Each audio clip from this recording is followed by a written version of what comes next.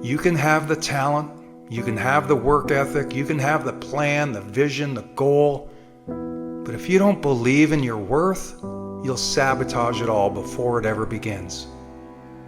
Belief is the gatekeeper, and if deep down you don't think you deserve the win, you'll find a way to lose. Believing in your worth doesn't mean you think you're perfect. It means you believe you matter. It means you believe you're allowed to take up space, to try, to fail, to grow, and to win. Too many people are waiting for permission to go after what they want. They're waiting for a sign, for someone else to validate them, for someone else to say, you've got what it takes. But nobody can give you what you refuse to give to yourself. Your worth isn't something you earn, it's something you realize. It's not tied to your productivity, it's not measured in likes or praise, it's already there, right now. But here's the catch. If you don't believe in it, you won't act like it. You won't set boundaries. You won't say no when you need to. You'll play small, you'll settle, and you'll self-sabotage. And then you'll call it bad luck or lack of opportunity. But it's not luck. It's not fate. It's a belief problem. When you believe in your worth, you speak differently. You walk differently. You show up differently. You stop chasing people who don't see your value. You stop explaining yourself to people who never listened in the first place. You stop tolerating the bare minimum and start demanding better from yourself and from others. That's where winning starts. Winning starts the moment you say, I'm not here to prove I'm enough. I'm here because I am enough, period. And maybe you weren't taught that. Maybe you were raised to downplay yourself. Maybe you've been overlooked, doubted, dismissed. But you don't need anyone's permission to believe in yourself. That decision is yours. Always has been. Want to build confidence? Start by keeping promises to yourself. Do what you said you would, not for the world, but for you. Each time you show up, even in small ways, you reinforce a message. I'm worthy of this effort. I'm worthy of this life. And if you want better relationships, believe in your worth enough to walk away from what doesn't serve you. Let people meet you at the level of your standards, not your insecurities. If you want stronger mindset, rooted in self-worth. When you know your value, failure doesn't shake you, criticism doesn't crush you, and rejection doesn't define you. You become grounded, resilient, and focused. You'll never outwork a lack of self-worth. You'll always feel like you're falling short, always hustling for approval and always afraid of being exposed. But when you believe in yourself, and I mean truly believe, you unlock your full capacity. Not because you suddenly became better, but because you finally let yourself be great. You are not too much. You are not too late. You are not unworthy. You are powerful. You are capable. And your worth is not up for debate. Believe it and watch as everything changes.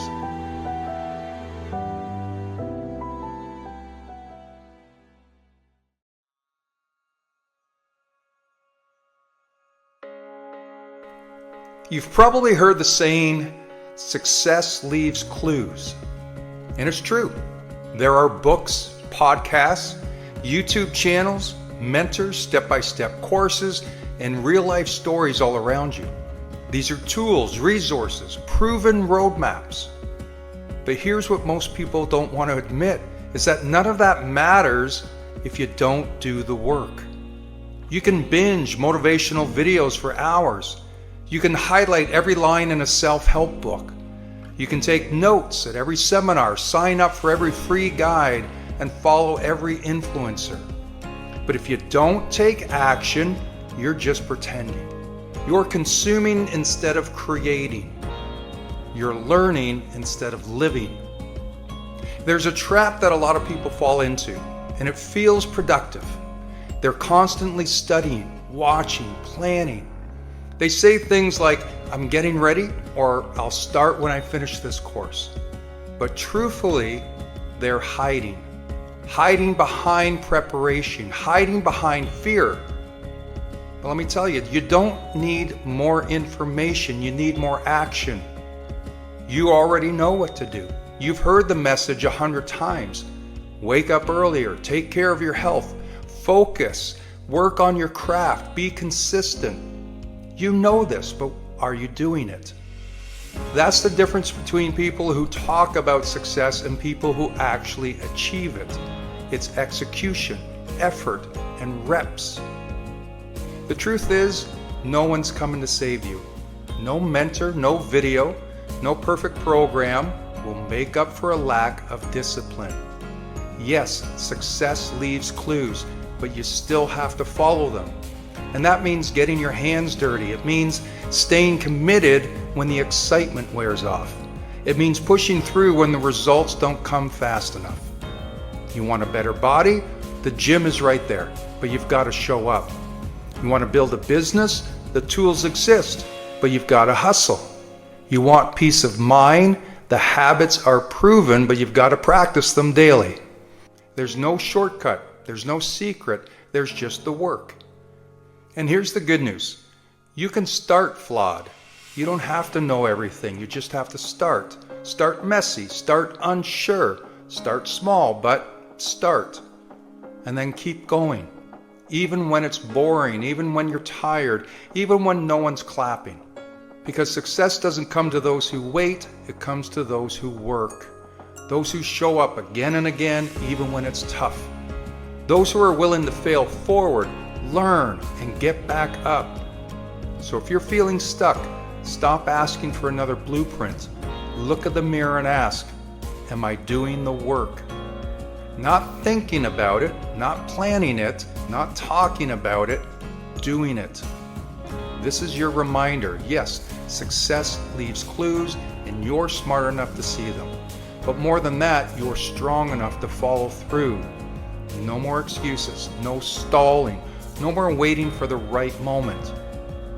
The time is now, the path is yours, but the work is still on you.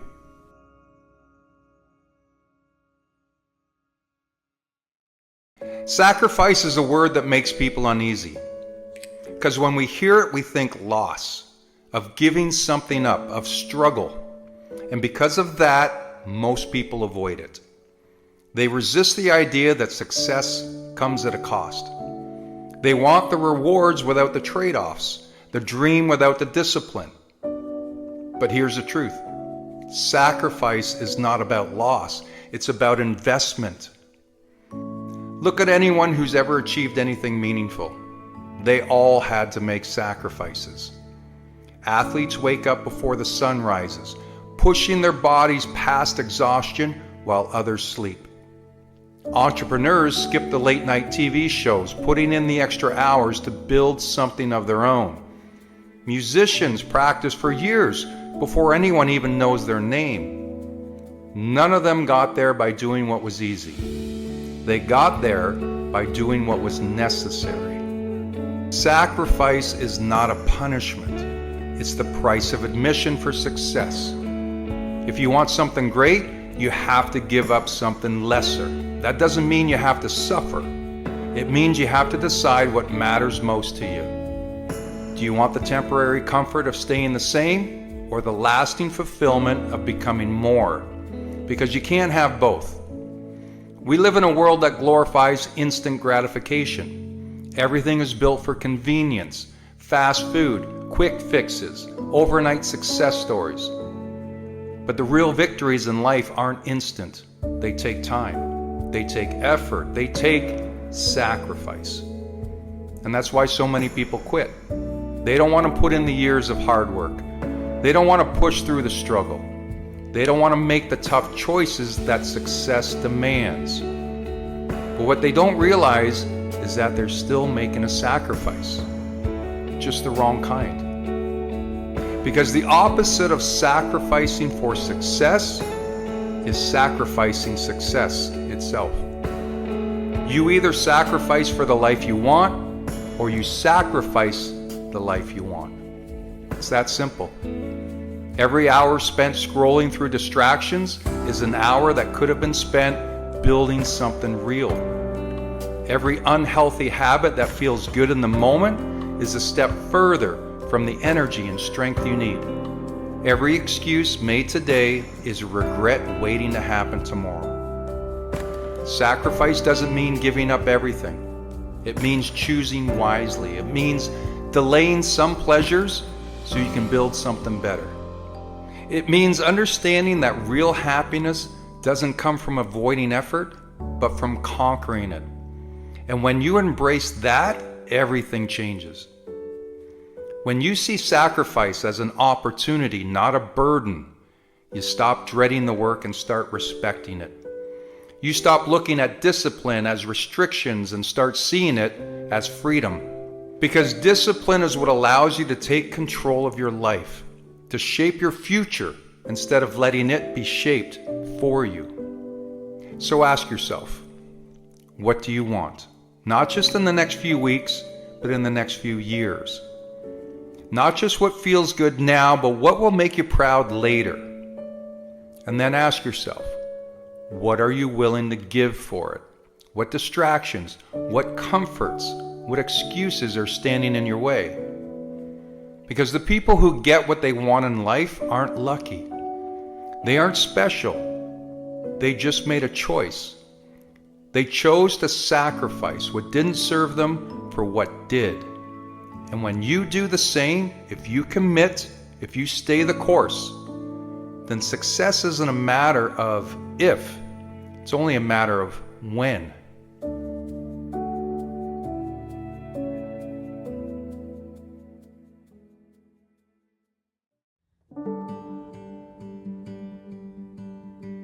Your brain has one job above all else, and that's to keep you safe.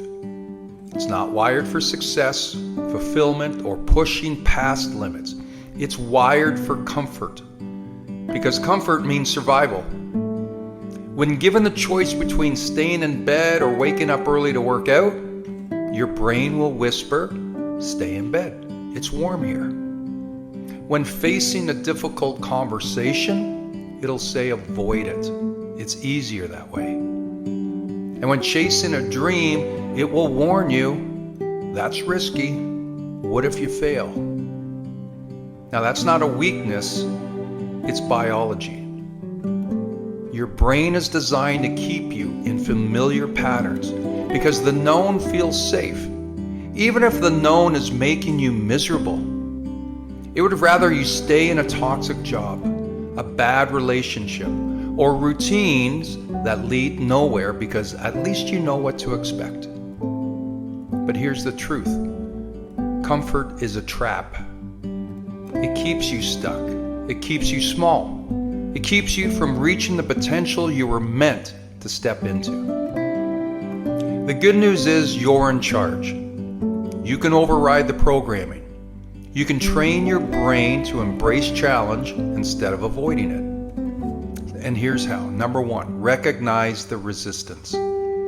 That little voice telling you to stay comfortable, call it out.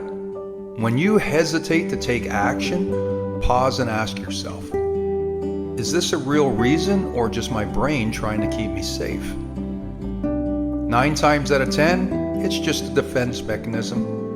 Recognizing the resistance gives you power over it. Number 2, do the hard thing first. Your brain craves routine. If you always let it pick the easy route, it'll keep you doing so. Break the cycle. Wake up, take a cold shower. Make that difficult phone call right away.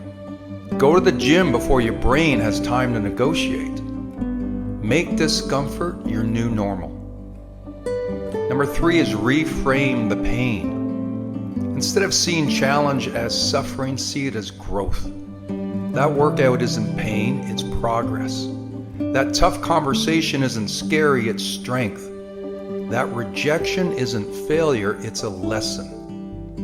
Change the way you label discomfort, and you can change how you experience it. Number 4, commit publicly. Your brain will try to talk you out of things when no one is watching. So tell people what you're doing. Announce your goal. Get an accountability partner. Set deadlines you can't ignore. When quitting is no longer an option, you'll find a way forward. Number 5, train discomfort like a muscle. Every time you push past comfort, you rewire your brain. The more you do it, the easier it gets. Take the stairs instead of the elevator. Speak up in meetings. Say yes to opportunities before you feel ready. Small discomforts lead to bigger breakthroughs. The choice is yours.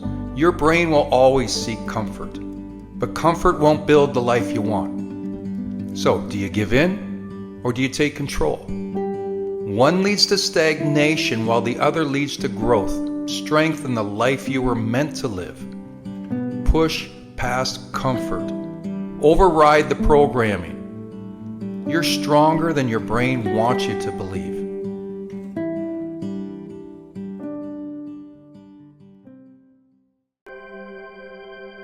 The word hope is more than a word. It's a force. It's the quiet whisper that tells you to keep going when everything around you says to quit. It's the spark in the darkness that refuses to be extinguished, no matter how strong the storm. Hope isn't just wishful thinking.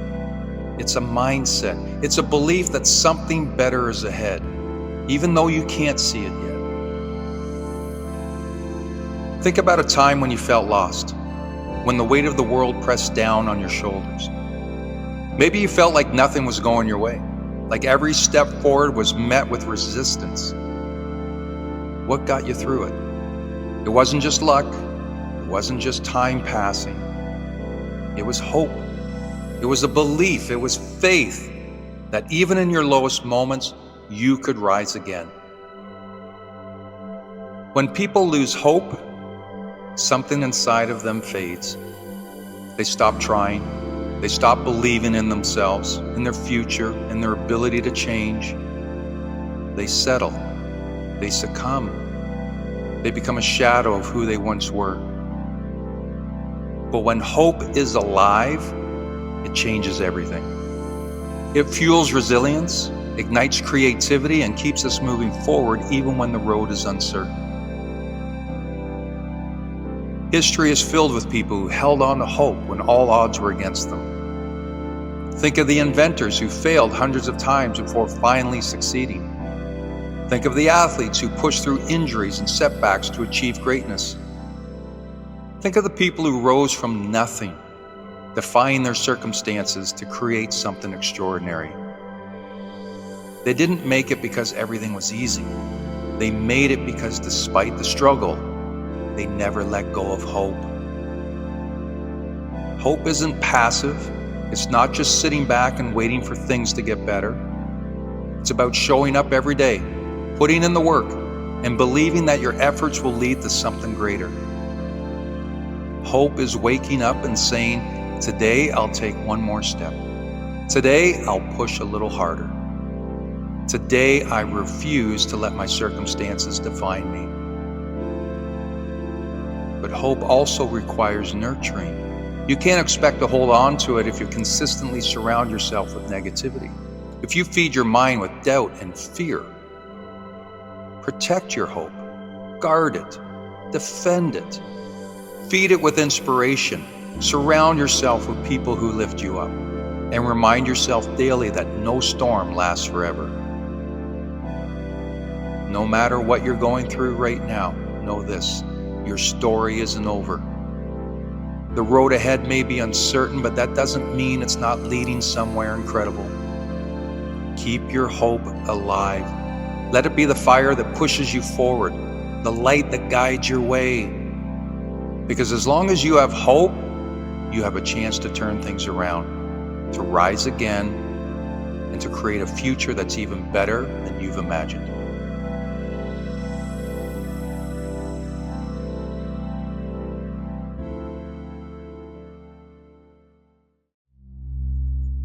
I know it's easy to point fingers when things go wrong. I know it's tempting to blame others, our circumstances, or the resources we don't have.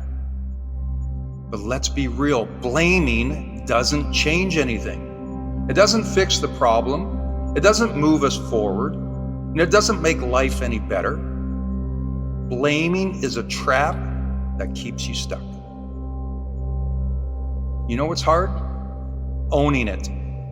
Taking responsibility for where we are, even when it's uncomfortable. But that's where the magic happens. See, change begins when we stop blaming and start owning. When we stop telling ourselves lies like, it's not my fault, or if only I had more support, and instead say, what can I do to change this? Let's get something straight. Nobody has lied to you more than you've lied to yourself. We all do it. We tell ourselves stories to justify why we're not where we want to be. Like, I didn't have the right connections. I wasn't given the same opportunities. If only they hadn't done this to me.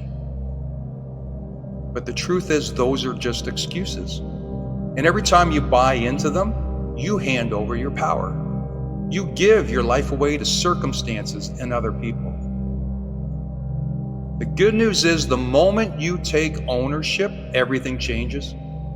Ownership is empowering. It says, no matter what has happened to me, I still have control over how I respond. And I can choose to learn, adapt, and rise. Some of the most successful people in the world didn't start with perfect circumstances. Oprah Winfrey was born into poverty, abused as a child, and faced rejection after rejection in her career. She could have blamed her past, her lack of resources, or the people who told her she'd never make it. But instead, she took ownership. She decided her circumstances wouldn't define her, and she built a legacy that inspires millions. You see, blaming is like sitting in a sinking boat and arguing about who poked the holes. Ownership is grabbing a bucket and bailing out the water. Ownership is saying, this is my boat and I'm not going to let it sink. When you take ownership, you start to see challenges differently. Instead of being problems, they become puzzles to solve. Instead of feeling powerless, you feel capable. You realize that the only person who controls your destiny is you.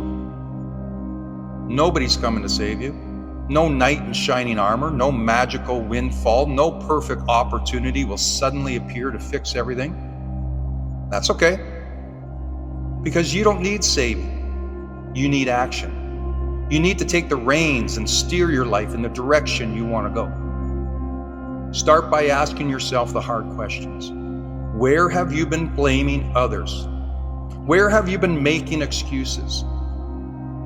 Be honest with yourself. It's the first step to breaking free. Then ask yourself, what can I do right now to take ownership of the situation? It doesn't have to be a big step, but it has to be yours. Remember, life isn't about perfection, it's about progress. Every time you choose ownership over blame, you grow stronger. Every time you take responsibility, you take back your power. And over time, those small, consistent actions lead to massive change. So stop blaming and start owning. Own your past, own your mistakes, and own your future. Because at the end of the day, your life is yours to build. No more lies, no more excuses, no more waiting. The power to change is already in your hands. Use it.